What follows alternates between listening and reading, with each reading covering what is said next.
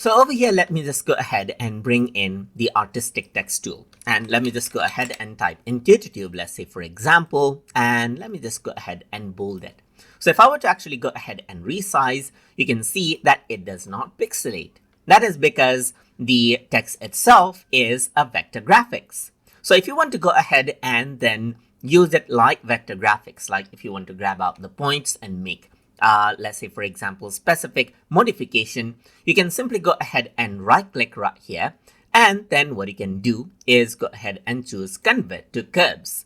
So once you go ahead and do that, now what happens is that it turns into a proper vector graphic. So you can click and then you can see that you can move out the text as you like, one by one. You can go ahead and rotate it, place it wherever you want.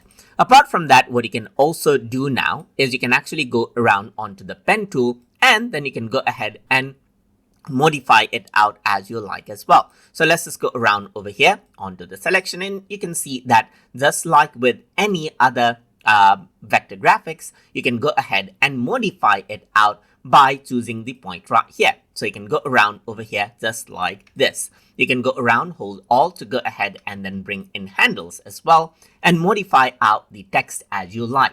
So that is how you can simply go ahead and convert out the text into curves as you like inside of Affinity. So I hope you guys learned something as always. And as always, please like, comment, share, and subscribe.